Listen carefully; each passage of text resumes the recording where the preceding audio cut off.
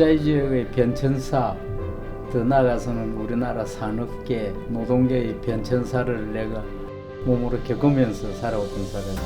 참 별난 삶을 살아온 기인입니다. 외면적으로 풍겼을 때는 조금 어떻게 엄격함이 많이 비추시는 그런 분이시지만 또 하염없이 제가 느끼기에는 많이 베풀어 주셨던 것 같습니다. 저한테는 어떻게 보면은 소중한 그 인생의 그 지도자, 스승님, 때로는 부모님 역할을 한 걸로 제가 그렇게 생각하고 있습니다. 아버지가 한편 무섭기도 했지만 지금 말로 하자면 딸바보셨어가지고 저한테는 모든 거를 다 용서해 주시고 다 풀어주시는 분이셨거든요. 저에게 김정자 숫자이신 분은 아버지이자 제 인생에 담고 싶은 영웅 같은 분이십니다.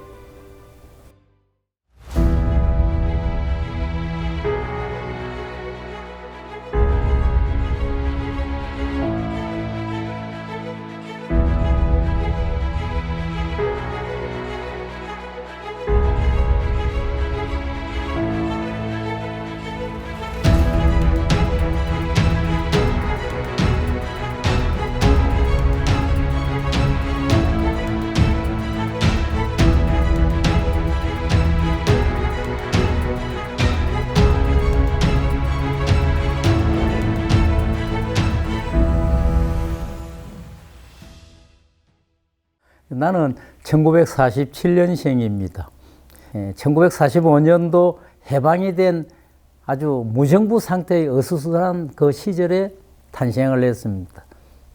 공부에 대해서는 솔직히 별로 남들이 봤을 때 성적표를 매겼을 때 좋은 성적이 나온 사람은 아닙니다. 대신에 어릴 때부터 그 사람 사귀는 걸 되게 좋아해가지고 내보다 약한 사람도 잘 사귀고 내보다 센 친구도 잘 사귀고, 그리고 사람을 많이 사귀는 그런 성격의 소유자였습니다. 청년이 되고 나서도 사람 사귀는 걸 되게 좋아해가지고 그 인맥을 많이 잘 구성을 했습니다. 그래서 기업하는 데도 상당히 많이 도움이 됐었고, 공부가 싫다면은 내처럼 다른 방향으로 공부 잘하는 사람하고 사귀어가지고 그 사람의 지혜와 능력을 활용하는 것도 좋은 방법이 아닌가 하는 지금은 그런 생각이 들기도 합니다.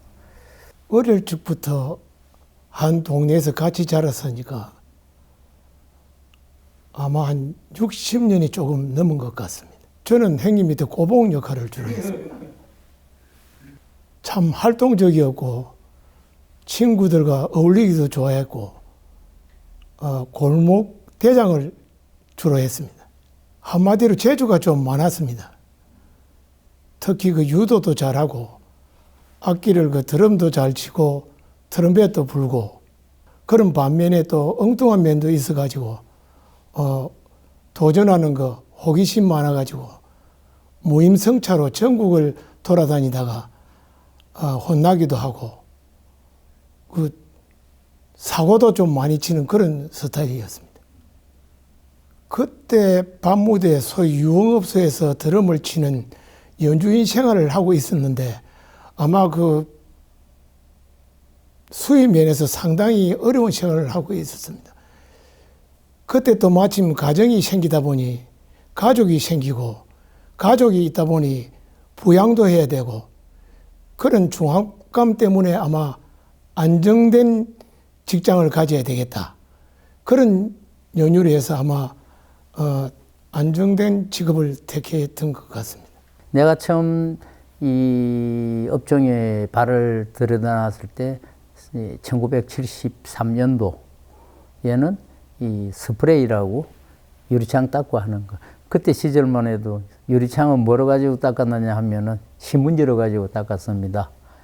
그거를 이 스프레이를 가지고 닦으니까 얼마나 편리해집니까? 그게 주종이었고요. 그 후에 시대의 변화에 따라서 아파트가 완전히 생활화되는 주택 구조로 변했을 때는 이제 그 펌프라고 샴푸 린스를 뽑아 올리는 그게 또 주종으로도 변해지기 시작했었는데 국내에서 유일하게 그걸 만드는 회사가 우리 회사밖에 없었습니다. 그때 젊은 시절에 25 정도 이렇게밖에 안 먹었는데 그때 내 월급이 15,000원이었습니다. 하루 일당이 500원이었는데 그때 물가를 따져도 상당히 적은 월급으로 내가 아는 게 하나도 없었으니까 기술자도 아니었고 그렇다고 해서 명문대학 출신도 아니기 때문에 일반 고졸자하고 같은 대우를 받고 들어왔거든요. 그러니까 하루에 500원의 일당을 받고 근로를 하기 시작했는데 내 기억에는 그때 잔업을 52시간씩 60시간씩 해서 잔업만 내가 잔업 야간만 한 게 110시간을 해본 적이 있어요. 한 달에. 금요일 날 아침 8시에 출근해갖고 금, 토, 일, 월요일 날 오후 5시에 퇴근했어요. 잠을 안 자고 이틀 사흘씩 한 게. 지금 생각하면 돈하고 건강하고 바꿔한 거지. 내가 일본에 이제 조금 뭐 좋은 평가를 받아가지고 수출 자유지역에 들어온 사람들의 유일한 꿈이 일본의 연수생으로 기술 파견을 나가보는 게 가장 꿈이었습니다. 그게 아마 로또 복권 되듯이 그만큼 어려워요. 여기서 선출돼가지고 가는 게. 이 근무를 잘하고 여러 가지 이제 평가를 받아봤을 때 기술을 양성을 시키면은 이 회사에 덕이 되겠다는 사람을 데리고 갔어요. 일본에 내가 기술 연수로 가가지고 6개월을 야간만 해봤어요. 돈 많이 받는 재미로. 이 수출 자유지역이 1972년도에 박정희 대통령이 수출 드라이브 정책을 펴면서 만드는 곳입니다. 그러니까 뭐 만들어가 대히트를 쳤었지요. 근데 그 주로 여기 들어온 회사들이 제일 많은 게 일본이었었죠. 일본 전자제품, 소니, 내셔널, 뭐 상요. 1989년도까지는 수출 자유지역은 외국인 전용 공단이 돼가 노조를 설립을 할 수 없게끔 돼 있었습니다. 법으로. 올림픽이 끝나고 나서부터 이게 이제 선진화돼 간단 말이죠. 노조가 생겨가니까. 일일이 그다 자기들이 생각했던 것보다는 자꾸 법을 강하게 해가지고 규제를 하니까 철수를 하기 시작했습니다. 그 과정에 이제 내가 경영을 했던 그 회사의 전신인 회사도 결국은 인건비가 많이 오르고 여러 가지 여건이 경영 여건이 안 맞으니까 철수를 계획을 했습니다. 그러니까 종업원이 뭐 또 스트라이크를 했었다. 이게 상당히 불협화음이 많아가지고 공장이 서버렸어요. 서버리니까 이제 일본 본사 측에서는 도저히 자기들로서는 경영을 못하겠다. 내보고 그때 내가 공장장이었습니다. 내보고 회사를 경영을 맡아서 해다오. 그러니까 나는 그때만 해도 관리하는 파트에서만 근무를 했지 경영을 안 해봤었기 때문에 경영이 얼마나 힘든 것도 몰랐습니다. 경영이 그렇게 힘들 줄 알았으면 안 맡았지요. 다녔던 그 회사의 직원들이 우리 집에까지 찾아와가지고 회사를 좀 맡아주지 않으면 회사가 전부 공중분해 되어버리는데 어떻게 되느냐 맡아달라 해가지고 내가 인생이 또 급급으로 돌아가고 이상한 쪽으로 꼬여버렸어요. 맡아가 하다 보니까 뭐 지금까지 오게 된 거 그것도 내 운명이라고 생각하고 근데 내가 지나온 거를 생각해 보면은요 상황은 오히려 중간에서 할까 말까 할 때가 힘든 거지 바닥까지 내려가 보면은 더 이상 갈 데 없어지면 용기도 생기고 겁이 없어져요. 망가져 봐야 더 이상 망할 게 뭐 있나.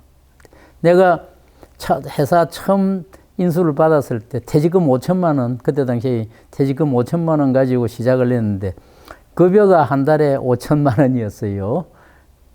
한 달 월급 줄 것만 가지고 시작을 했어요.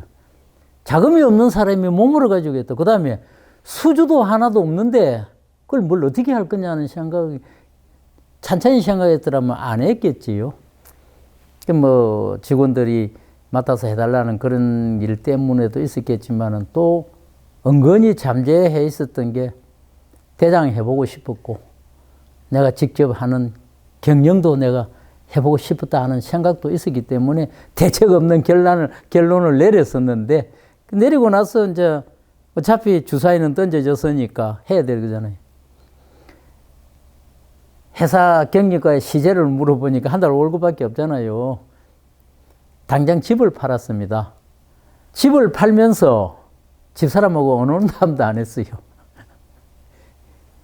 하루 전에 가서 짐 싸라 캔 사람입니다.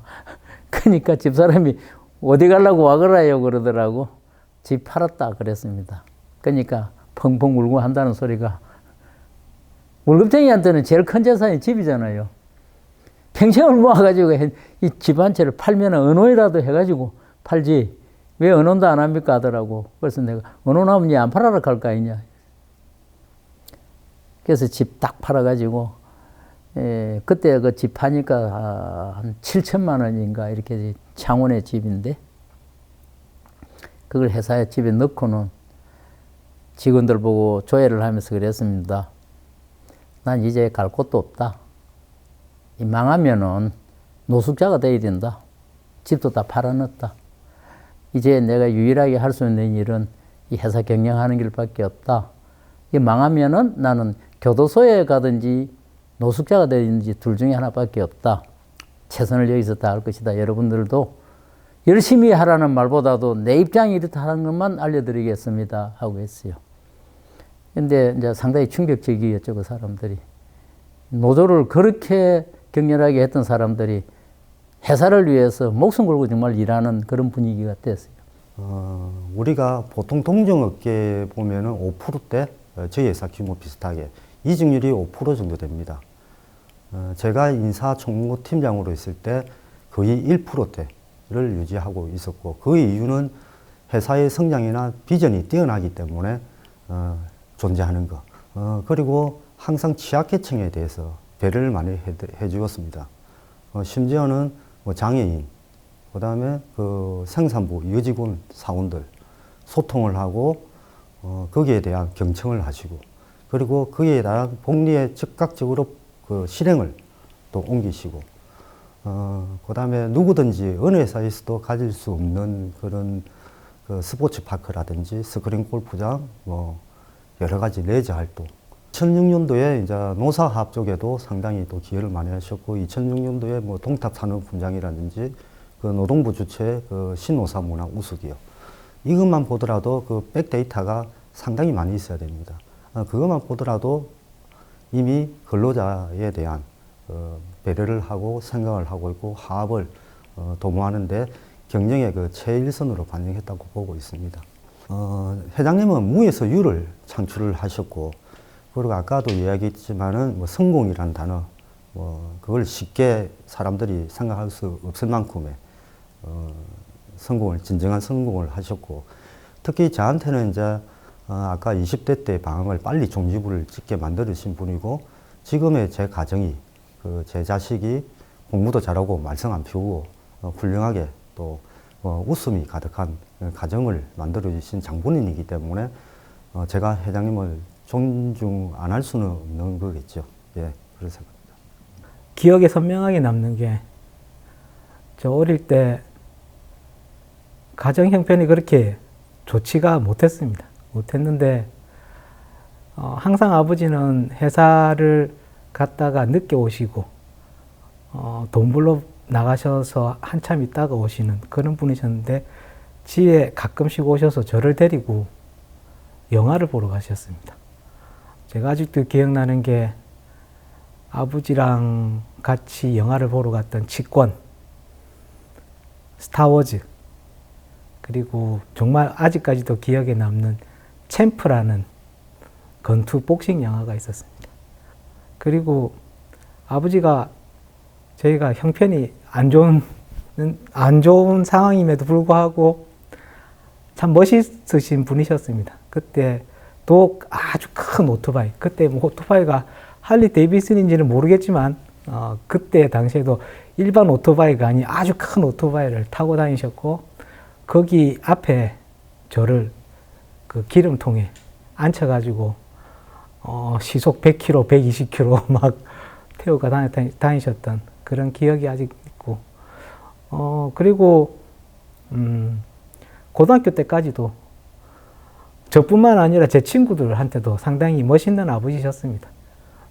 친구들이 집에 놀러 오면 술도 받아주셨고 용돈도 주셨고 그리고 시내에서 술 먹다가 잡히면 혼내는 게 아니라 친구들 다 데리고 술 거하게 사주셨던 아주 멋있는 친구들한테는 되게 부러움의 대상이었던 그런 아버지셨습니다. 일단 집에 잘 안 계셨고요. 너무 바쁘셨어요.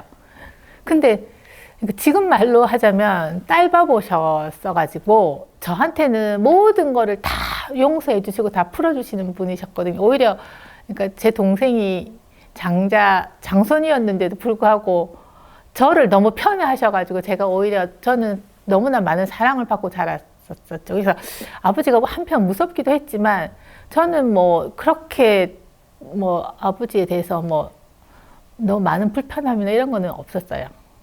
다른 가족들에 비해서 너무 많은 특혜를 받고 자랐죠. 저는 아버지 밑에서 일을 18살 때부터 배웠습니다. 18살 때부터 정말 그때는 하기 싫은 일이었지만 제가 해야만 된다는 그런 의무감 때문인지는 모르겠지만 아버지 밑에서 일을 배우면서 회사 일을 시작을 하게 되었는데 집에서 뵙던 아버지가 아니라 회사에서 뵙는 아버지는 아버지가 아닌 회사의 수장으로서 그 회사의 조직을 이끌고 가시는 그런 모습이 저에게는 정말 멋있어 보였고 정말 닮고 싶은 리더로서의 그러한 모습이 나도 더 나이가 먹는다면 이러한 조직에서 저러한 멋있는 리더로서 성장해보고 싶다는 생각을 하면서 아버지에 대한 동경심을 가지고 살게 되었습니다. 일단 그 카리스마적인 리더십이 어린 마음에도 너무 대단해 보이고 그리고 뭐 저뿐만 아니라 다른 분들한테도 마찬가지로 그렇게 막 살갑게 대하시는 그런 분은 아니지만 말 한마디 한마디가 되게 무게감 있게 사람들한테 전달이 되었고 그 무게감이 사람들을 감동시켜서 정말 뭐 다른 의미로 아버지를 따르게 하는 게 아니라 진짜 마음을 움직여서 아버지를 따르게 하는 그런 모습이 저는 상당히 닮고 싶었고 부러웠습니다. 그 추진력, 결단력, 우리가 빠른 의사결정 그리고 위기 대응 능력이 상당히 뛰어나신 분입니다.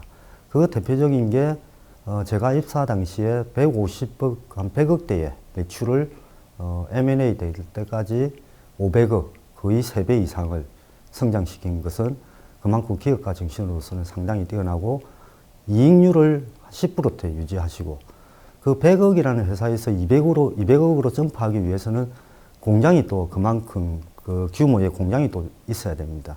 그때마다 몇 달 만에 뭐 어디서 공장을 또 이렇게 구해옵니다. 그런 거 보면은 아까 얘기했듯이 위기 대응 능력이라든지 상당히 결단력이 뛰어나신 분이라고 보고 있고. 글쎄 그때 우리 동종업계의 상황이 연도로 이야기하면 1990년대 초입니다. 그때 우리 동종업계 다시 말해서 화장품 업계의 시장 동향이 우리가 만들어냈던 펌프식이라든가 스프레이식의 기능성 화장품 용기의 시장이 전후무했을 때 최초로 우리들이 자력으로 그런 제품을 개발을 했었는데 시장 상황에서는 대히트였죠. 소위 말하는 소비자들이 접해보지 않았던 기능성 화장품의 용기 또 세제를 사용할 수 있는 용기가 개발되어 나왔기 때문에 대단한 선풍을 일으켰습니다. 표현이 이상합니다만은 그때는 소비자들이 줄을 서 있습니다. 그 소비자가 개인이 아니었고 대기업이었습니다. 국내 굴지의 기업들이 상당한 호기심을 가지고 우리 회사 제품을 구매를 해서 그 사람들이 더 자기들 제품을 한 단계 더 점프업해서 시장을 점령하는 이런 시대였기 때문에 상당히 대접을 받을 시대였었습니다. 그걸 기해가지고 중국의 상해 근처에 그 해외 시장도 진출을 해가지고 현지 공장도 만들었었고 동남아시아에서는 상당한 인기를 얻었습니다. 발을 더 넓혀가지고는 유럽 시장, 미국 시장까지 진출을 한 적이 있었죠. 중국의 경제 중심지인 상해에서 1시간 반 거리인 강소성 곤산시. 새롭게 떠오르는 중국 남부 공단 도시입니다. 화장품과 세제류의 스프레이식 병뚜껑을 생산하는 곤산 CNS가 중국에 진출한 때는 지난 92년. 13년이 지난 올해 곤산 CNS는 제품 5천만 개를 생산해 300만 달러의 매출을 올렸고 내년에는 800만 달러 이상의 매출을 기대하고 있습니다. 하지만 이 같은 성과 뒤에는 피나는 노력이 있었습니다. 진출 초기 한국과 다른 노동법과 관세법 등 제도의 차이로 경영에 어려움을 겪으면서 지난해까지 누적 적자가 400만 달러에 이를 만큼 고전을 했습니다. 그동안의 경험이나 또 치렀던 여러 가지의 그 비싼 수업료가 이제 실이 돼가지고 금년에부터는 좋은 성과가 있을 거로 회사가 오늘까지 이르러 왔습니다. 어려움을 이기기 위해 현지화 전략을 추진했고 그 결과 초기에 단순 조립 가공에서 이제는 디자인과 금형 제작, 사출 등 모든 공정을 중국에서 처리할 수 있게 기술력을 높였습니다. 한국인과 중국 동포, 중국인이라는 이질적인 문화 갈등을 이기기 위한 노력에도 힘을 쏟았습니다. 지금은 그 중국인, 한국인의 차별 없이 그 곤산 CNS 직원으로서 하나가 돼가지고 상당히 열심히 일을 하고 있습니다. 이제 한국 달인 본사의 든든한 파트너로서 세계시장 개척의 교두보가 됐습니다. 내가 창업해가지고 손 뗄 때까지 재고가 없는 회사로 경영을 했습니다. 근데 지금도 내 혼자만 이렇게 아주 내 대단한 경영을 했다고 생각을 하는 게 남한테 그러면 자랑한다 할까 봐서 말을 못 하는데 22년 동안 경영을 하면서 회사가 물론 처음 창업 초기에는 어려운 적이 안 있었겠습니까? 한 번도 월급을 하루라도 늦춰줘 본 적이 없었고 종업원들. 회사가 아무리 어려웠어도 한 명도 감원시켜 본 적이 없었습니다. 다 끌고 갔어요. 어떤 식으로든. 그게 내가 경영을 했을 때 우리 회사의 가장 강점이었습니다. 이 직원들이 이 회사는 안정된 직장인을 구할 수 있는 곳이다. 대기업보다도 훨씬 안정된 곳이다. 하는 그런 이미지를 가지고 있었기 때문에 뭐 종업원 구인하는데 어려웠다든가 그런 걸 한 번도 못 느꼈었습니다. 그러니까 그때 그렇게 할 수 있었던 게 그냥 뭐 내 고집만 가지고 한 건 아니고 기업하는데 가장 큰 무기는 뭐냐면 제품입니다. 사장의 얼굴도 아니고 종업원의 얼굴도 아니거든요. 소비자가 원하는 값싸고 좋은 제품을 만들어내는 게 그게 가장 큰 무기거든요. 그 소비자가 원하는 값싸고 편리한 제품을 만들었으니까 그런 을의 갑질이 가능했던 겁니다. 내 제품, 기업가로서의 제품은 자기 자식과 같은 겁니다. 아주 귀한 자식이 사회에 나가서 성공했듯이 내가 만드는 제품이 소비자한테서 아주 호평을 받았을 때 상당히 뿌듯한 일이고 그 내부적으로는 새로운 식구들이 자꾸 늘어가는 회사가 커짐으로 해서 종업원이 늘어가고 그에 따라서 설비가 늘어가고 할 때가 가장 뿌듯한 겁니다. 그래서 나는 흔히들 내 생일은 1년에 5번도 있고 10번도 있다 그러는 게 신입사원이 들어오는 날이 내 생일이고 새로운 기계가 들어오는 날이 내 생일이었습니다.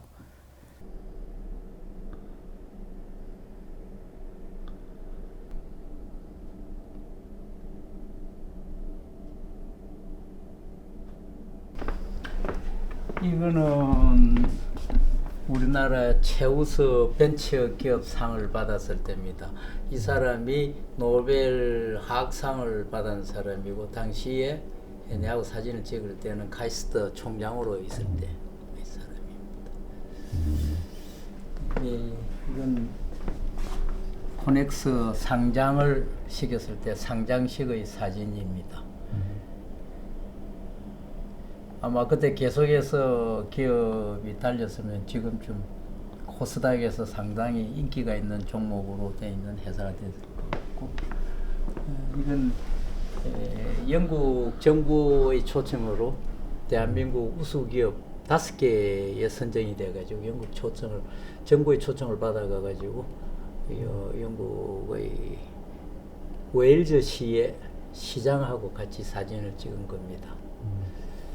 이 사람들은 영국 정부 우리나라로 치면은 통상산업부 직원들이고요. 이쪽에 거는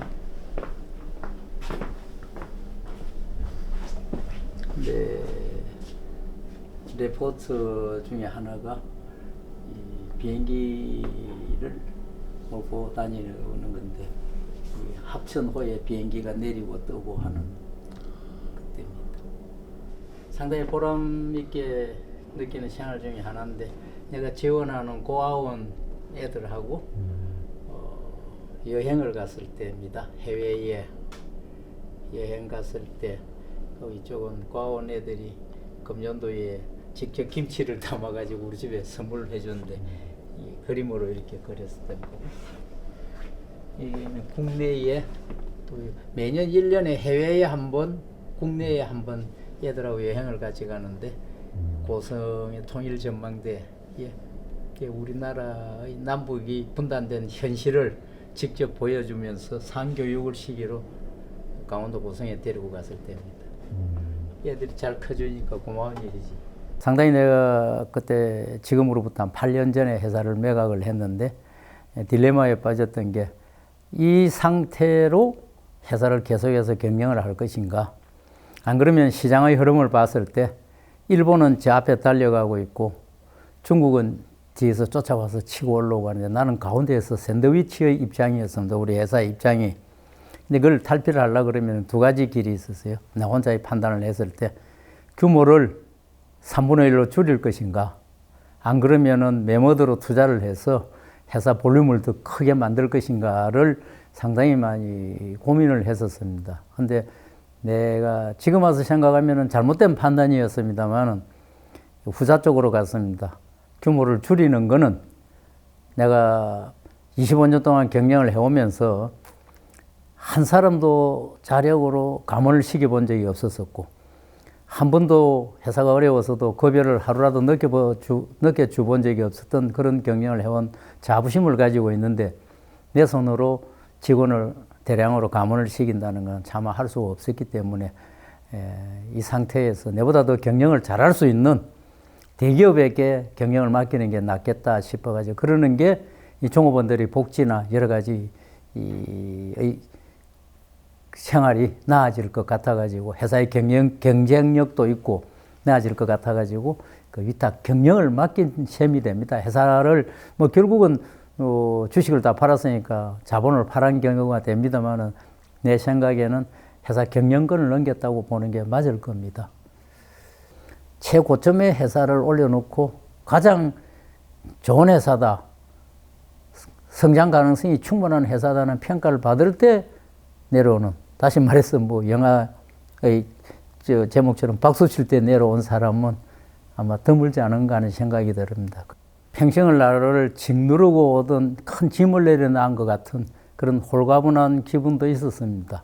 그러나 시간이 조금씩 지나가니까 난 아직도 일을 더 할 수 있고 또 내가 평생을 거의 같이 해오던 직원들의 역량을 빌려서 또 다른 사업을 시작해보면 어떨까 하는 그런 생각을 가지게 되었습니다. 그래서 다른 사업을 구상을 해가지고 그 사업을 지금도 추진을 하고 있습니다. 근데 요즘도 그런 생각을 하는 게 내가 만약에 계속해서 회사를 경영을 했었더라면은 내가 팔았을 그때부터 여러 가지 이 업계의 여건이 상당히 좋아져 가지고 회사가 그때보다도 규모가 한 5배 정도로 다 더 컸을 것이다. 몇 천억 대까지 올라가는 그런 회사가 되었을 것인데 밖으로 보이는 회사의 규모는 커졌을지 모르지만은 내 개인적인 발전은 했을 것인가.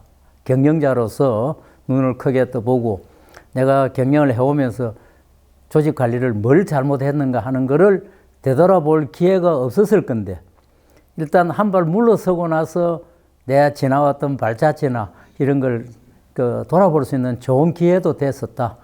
이제 다시 경영을 새로 시작한다면은 옛날에 내가 잘못 판단했던 거라든지 옛날에 잘못 생각했던 것을 두 번 다시는 저지르지 않을 수 있는 좋은 공부가 됐지 않은가 하는 그런 생각을 가지고 있습니다.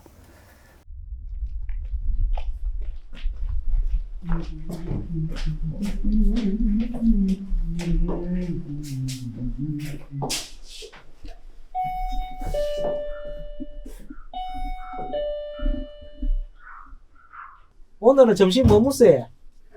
점심 몰라. 먹자. 안 주던가?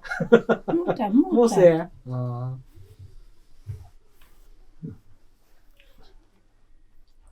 그래 집에 와서 쉴 끼라고. 내 집에 와야 쉬지.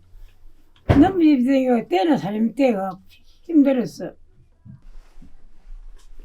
오늘이 무슨 요일입니까? 오늘 월요일 월요일. 오늘 딱 맞아. 그냥 떠나. 월요일 딱 맞아요. 어? 월요일 맞아, 오늘이 월요일.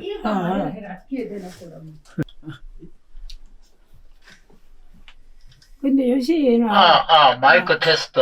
들립니까, 잘? 마이크 나중에 마이크는 나중에 하고. 예전에는 이쯤 사는데 매일 집히고 남한 사람이 나와서 법을 갖다 만들고 막 했거든. 전형적인 한국인 어머님이지요. 한국 여인상. 예, 우리 엄마는 참 어떻게 보면 역사적인 피해자입니다. 일본에서 태어나셔가지고 일본에서 17세 때 시집을 가셨거든요. 18세 때 애를 낳았어요. 내후에 형이 있었습니다. 2살 더 먹는 형이. 근데 1945년 8월 6일 날 히로시마에 원자 폭탄이 떨어졌는데 그때 어머님 거기에 사셨거든요. 17세 때 시집가서 애를 낳았단 말이죠. 18세 때 그 애가 1년만 살고 원자 폭탄에 날아가 버렸어요. 그러니까 얼마나 여인으로서 엄마로서 굉장히 가슴이 아팠겠어요. 한국에 나와가지고 그 1년도 채 못 견디고 6.25 전쟁을 맞았어요. 6.25 전쟁통에 피난길에 오르면서 미국인이 쏜 총에 맞았어요. 이 가슴에. 그리고 병원 생활을 어머니가 1년 넘게 했습니다. 그때 내가 6.25 당시에 내가 5살이었는데 어머님이 총을 맞아가지고 병원에 입원했으니까 나는 피난민 수용소에 끌려가게 됐었지. 그 제도에. 우리 어머님하고 내가 1년을 떨어져가 살았습니다. 그 휴전 협정이 되고 나서 이제 다시 만나게 됐었는데 국가가 힘이 없었고 나라 자체가 존재하지 않은 그런 시대에 국민이 되놓으니까 누구가 그 국민을 보호해줄 사람이 없었단 말이죠. 그런 세대에 태어나셔가지고 젊은 시절을 보냈었거든요. 우리 6형제를 이렇게 키우면서 어머님 우리 6형제를 상당히 강하게 키웠어요. 남한테 고개 숙이고 다니지 않도록 아무리 못 살고 가진 게 없었어도 비굴하게 살게 하는 거 그런 건 절대 안 가르쳤어요. 고집대로 살아라. 자식들이 다 여유들이 있어가지고 어머님을 어디 모시고 맛있는 거를 드시게 하려고 모시고 가려고 해도 걸어 다니지를 못하니까 못 가고 좋은 곳에 모시고 가려고 해도 거동이 불편하고 두 번째는 즐거운 시간을 가지려고 그래도 정신이 온전치 못하니까 즐겁고 즐겁지 않은 걸 구별이 안 되는 부분인데 그걸 보면 참 한 세대를 불행하게 살다 가시는 분이다 하는 그런 생각을 가지게 돼요. 누집딸인지는 모릅니다. 누집. 첫째 누집딸이고.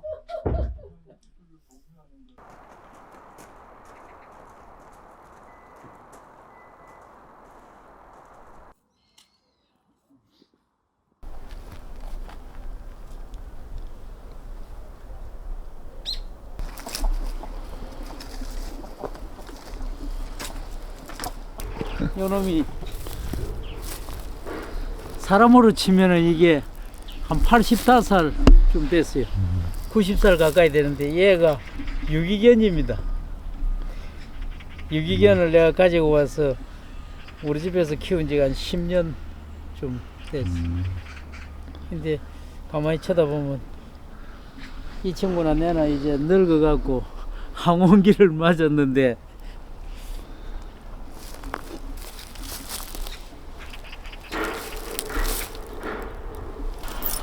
이거는 이 천방지축이에요, 이거. 이 또 교통사고가 나갖고 사람처럼 다리가 부러지는데 몸 안에 철심을 박아가 나놨어.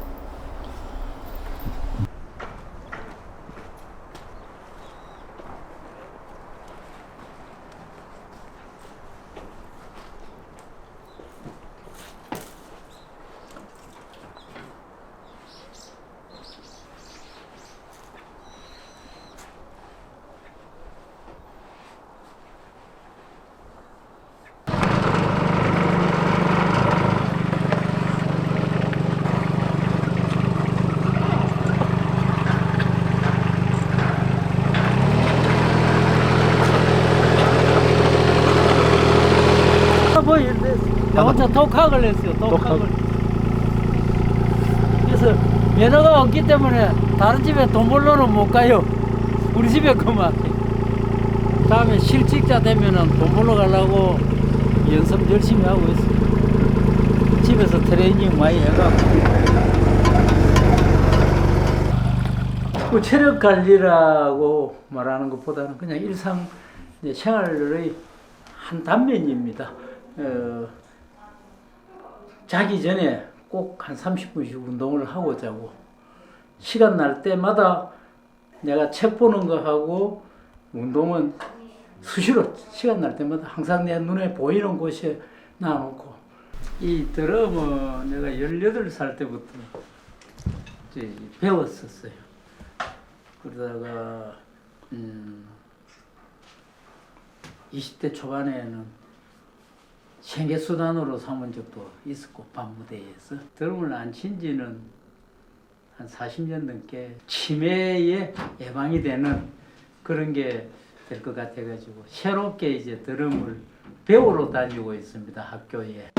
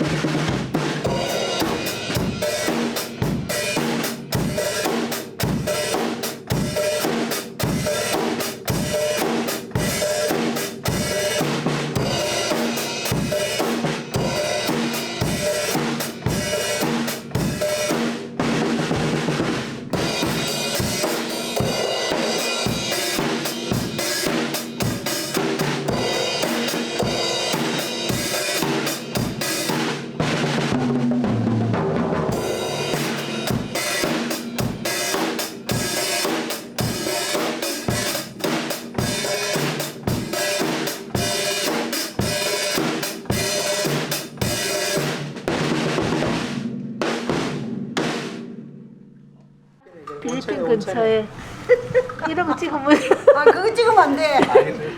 네 예쁜 거 찍어라. 아유 웃긴다. 이쁘게 앉아가 이거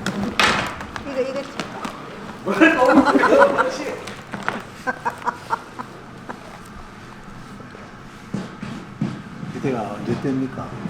이때가 한 30대 후반인갑다. 너희는 한때 그래도 다정했을 때 한때 다정했을 때. 그리고 개인의 성격이 이 가정적이지 못했습니다. 그리고 밖으로 표현을, 가족 애라는 것을 표현을 할 줄 몰랐고, 가슴 속에는 연희 부모나 다 마찬가지처럼 뭐 다시 말해서 가족을 아끼고 따뜻한 마음은 가지고 있었는데 그걸 표현을 할 줄 모르고 살았었고. 가정은 아빠로서는 진짜 좋은 아빠지. 가정으로서는 좀 이렇고 가정을 뭐 그거 하게 등한하고 이런 건 없고 자기 시간이 많아가지고 맨날 바빴지. 내하고 있는 시간은 별로 없어요. 지금도 여행은 많이 갔어. 남편으로서는 별로 그만 아들 때문에 살았지 뭐. 아이고, 할 말이 없어요. 그러면 살다 본 게 있어야지 뭐. 그래. 틱틱 쏘는 소리만 해서고 뭐.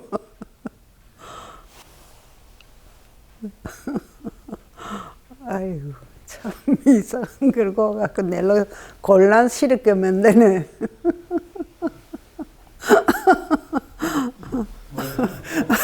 곤란스럽게 만든다고. 보소. 보소. 집사람한테는 내가 생각하고 있는 걸 10%도 밖으로 표현을 못했다는 거지요. 좋다는 표현이 오히려 듣기가 불편한 쪽으로 표현을 하기도 하고, 또 개인의 행동이 다시 말해서 사생활이 자유분방한 사람이었으니까 나는 지금도 그렇습니다만 밖에 나가면 집이라는 걸 모르고 살아요. 또 집에 들어오면은 밖에를 또 잘 모르고 사는데, 이런 좀 어떻게 보면 개팍한 사람, 별난 사람하고 살다 보니까 고생이 많았겠죠. 특히 마음고생이. 그냥 이대로 살다가 같이 뭐 갔으면 하는 그런 생각이에요. 저희 아버지를 객관적으로 그냥 인간 김정자 숫자라는 분으로 뵀을 때 인생은 난 저렇게 살아야 된다고 생각을 합니다. 그냥 나는 이제 나이가 들었으니까 이만큼만 해갖고 편하게 살아야지. 난 나이가 들었으니까 뭘 그만해야지. 항상 그런 생각을 안 하십니다. 내가 나이가 몇 살이든 나이가 어떻든 난 내가 하고 싶은 거 하는 거고, 내가 좋아하는 거 하는 거고, 내가 싫어하는 건 안 하는 거고, 그게 내가 20대가 됐든 40대가 됐든 60대가 됐든 70대가 됐든 곧 이제 80대가 되시는데, 그럼에도 불구하고 항상 뭔가 당신께서 추구하시는 그거에 대해서 도전하시고, 그 도전이 결과가 어떻게 나오든지 간에 그거에 대해서 만족하시고, 또 다른 도전에 대해서 또 꿈꾸시고, 그런 게 정말 쉽지 않을 거라고 생각이 들거든요. 또 그걸 하기 위해서 상당히 노력도 많이 하십니다. 단순하게 꿈만 꾸시는 게 아니라 그 꿈을 만들고 현실화시키기 위해서 공부도 엄청 많이 하시고요. 지금도 책을 되게 많이 보십니다. 그리고 체력적으로도 내가 체력이 약하면 내가 하고 싶은 걸 못하니까는 나는 죽는 날까지 내 체력을 지금과 같이 지켜나가야 된다 생각을 하시고 지금도 엿기를 드십니다. 지금도 55kg, 60kg씩 매일매일 들고 계십니다. 그런 모습을 항상 옆에서 지켜보는 데 있어서는 그런 게 저한테는 큰 자격제도 되고요. 그런 모습을 닮아서 저도 나이가 들어서 늙는 게 아니라 나이 들어감에 대해서 배워나가는 그런 자세가 저는 상당히 인간 김정자 숫자에 대해서 존경하고 아직도 따르고 싶은 그런 생각입니다. 아버지를 봤을 때는 옛날에 비하면 많이 연로하셨죠. 기운도 많이 없어 하시고, 그렇지만 아직도 그 속에 있는 많은 열정과 그다음에 자신감 이런 거 아직도 그 누구도 따라가지 못하는 그런 아직도 건강하십니다. 지금은 이제 아들도 많이 챙기시고 속으로 표현 안 하시죠. 절대로 뭐 이렇게 표현 안 하시는데 옛날에 비하면 엄마도 많이 챙기시고 여러 가족들 할머니도 많이 챙기시고 본인의 형제 자매들도 많이 챙기시고 주위 분들 여러분들을 두루두루 더 많이 챙기시는 것 같아요. 지금 내가 돈 버는 일은 내 취미 생활이라고 생각하면 됩니다. 나이가 들었으니까 머리도 잘 안 돌아가고 건강도 그렇게 내 생각하는 대로 많이 못 따르니까 옛날처럼 열정적으로 제조업을 한다든가 그런 거는 안 하고 내 인생을 즐기면서 남들하고 같이 즐기면서 할 수 있는 레저라든가 하는 게 그걸 합니다. 그걸 해놓으면은 내 후배들도 뭐 가까운 지인들도 많이 자주 와서 놀다 갈 수도 있고 나하고 즐길 수도 있고 하는 그런 거를 하고 있거든요. 그러다 보면은 뭐 내가 노인이 돼 가는 게 조금 속도가 줄어들지 않을까 하는 생각이 들고요. 그런 사업 면에는 그렇게 하면서도 취미생활은 아직도 뭐 승마도 하고 하도 주변 사람이 말려서 할리 오토바이 타는 거는 지난달에 할리 오토바이는 처분을 했습니다. 뭐 요트는 2대를 가지고 아직도 뭐 여름 되면 취미생활을 즐기고 있고, 비행기는 뭐 어제도 비행기를 타고 하늘을 날아봤었는데 이제는 하늘에 올라가니까 바람이 되게 부니까 겁이 나요. 그리고 이상하게 하늘에 올라가서 판단이 잘 안 돼요. 어떻게 해야 되겠는가. 근데 내가 요트나 비행기를 좋아하는 이유가, 다른 사람은 어떻게 생각할지 모르지만, 배는 부두에서 떠날 때 그 경찰에, 해양 경찰에 신고를 하거든요. 내가 예를 들어서 지금 부산에 간다, 해운대 간다, 신고를 합니다. 그 순간부터 모든 판단은 지가 해야 됩니다. 바람을 받고 어떻게 가야 되고 항로를 내가 어떻게 찾아야 되고, 물론 뭐 요즘 기계 가지고 보여주니까 하는데 그 기계만 다 의존 못 하거든요. 상황이 변하니까. 비행기도 마찬가지입니다. 항공청에 내가 오늘 비행기 몰고 남해에 갔다 옵니다 하면 몇 시에 돌아옵니다 신고를 해야 이제 거기서 허락을 해주거든요. 갔다 오십시오. 그럼 가는데 테이크오프 딱 해놓고 나면은, 이륙 딱 하고 나면은 그때부터는 자신하고 비행기만 남아요. 지 판단으로 비행기를 몰고 가야 됩니다. 그러니까 하늘에 올라가면은 이게 교통 신호가 보이는 것도 아니고 기류가 눈에 보이는 것도 아니잖아요. 잘못 들어가면 비행기가 나가지도 못합니다. 종이 쪼가락 모양으로 왔다 갔다 한다고. 그런 거를 생각을 하면은 내가 배나 비행기를 좋아하는 게 인생살이하고 똑같아요. 우리가 부모 밑에서 클 때는 관제탑처럼 이래라 저래라 하는 걸 이야기를 다 듣는데, 성인이 돼가지고 가정을 이루고 나면은 그다음부터는 지 반려자하고 저하고 두 사람의 인생 행로입니다. 자기들이 판단하고 자기들이 개척해 가면서 살아야 되거든요. 그런 의미에서 내가 이 바다를 좋아하기도 하고 비행기를 타고 가는 게, 비행기요 하늘에 올라가면은 사계절이 우리나라이기 때문에 다 변하거든. 그걸 쳐다보면 인생살이하고 같다. 사회도 우리나라는 급변하게 되는데, 이 보면은 겨울에 비행기 탈 때하고 봄에 비행기 탈 때하고 또 운항법이 틀립니다. 바람이 틀리기 때문에. 그래서 이거를 돈을 벌려면 돈이 흐르는 곳을 찾아가는 곳하고 똑같은 이치인갑다 하는 그런 생각이 들 때가 있거든요. 이 취미생활을 좀 남다른 취미생활을 하는데, 그래서 뭐 또 가끔 지금도 드럼도 배우러 가고, 원래 드럼을 내가 장시간 오래 쳤어요. 근데 이제 나이 들어놓으니까 옛날 리듬이 안 통하는데 드럼도 배우러 대학교에 가기도 하고, 색소폰도 배우러 대학교에 가기도 하고, 다음 주 월요일부터 난타를 배우러 또 갑니다. 그 목적은 뭐냐면은, 나이 들어가지고 쓸데없는 시간을 많이 가지고 있으면 죽음에 대한 공포가 자꾸 와요.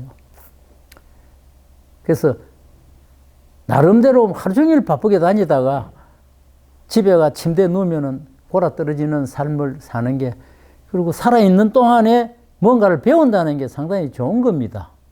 열정적으로 해온다는 게. 그래서 하루도 뭐 하루에 1시간도 쉬지도 않고 뭘 하고 다녀요. 한 30년 이렇게 이제 뭐 직간접적으로 이렇게 배워왔는데, 뭐 다른 거 바라는 거는 뭐 그렇게 없는 것 같고, 항상 뭐 건강이 제일 우선한 일이니까 항상 건강하셨으면 좋겠고, 그다음에 그 제가 말씀드렸던 그 어떤 열정이라든지 자신감 이런 걸 우리 밑에 후배들한테도 항상 그걸 보여주셨으면 좋겠습니다.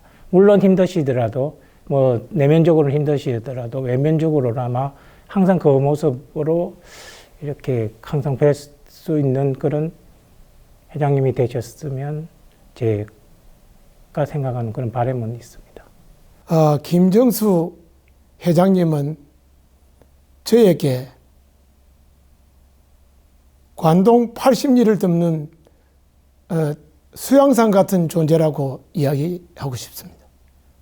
그야말로 곁을 주시는 것만 해도 엄청 저에게는 든든하고 힘이고 그 자체가 행복입니다. 저는 김정수 회장님과 60여 년을 함께 해온 동생으로서 앞으로 향후 한 30여 년도 더 지속되었으면 하는 게 저 개인의 바람입니다. 형님 고맙습니다. 제가 회장님만큼은 뭐 돈이 없기 때문에 뭐 어떤 그 감사의 말씀보다는 항상 회장님은 이제 많은 고생을 하셨기 때문에 건강하게 오래 사는 게, 그리고 항상 웃음이 가득한, 그리고 항상 감사한 마음으로 저도 더더욱 좋은 가정을 일구어서 제 아들을 의사로 만들어 가지고 향후에 회장님 그 병을 좀 뭐 발생했을 때에 치료할 수 있도록, 그래서 끝으로 항상 회장님의 건강을 기원합니다. 파이팅! 참 아버지 인생에 대해서 배울 점도 많고 존경하는 부분도 많지만 제일 중요한 거는 김정수 딸로서 너무 자랑스럽게 잘 살게 해주셔서 감사드립니다. 어디 가서나 김정수 딸이라고 해서 무시하거나 구박받거나 그러지 않고 늘 떳떳하게 잘 살 수 있게 해서 더욱 감사드립니다. 저는 땡코호테 김정수입니다. 내 별명이 땡코호테입니다. 땡 것처럼 밀어붙이는데 동키호테 같은 생각을 땡 것처럼 밀어붙여가지고 결과를 좋게 만드는 그런 사람으로 경영을 했을 때나 월급쟁이 간부 때의 별명이 땡코호테였었습니다. 이런 사고방식으로 내 인생 마감할 때까지 개인적인 생활이든 기업 경영이든 이렇게 계속해서 추진해 나갈 거로 생각합니다.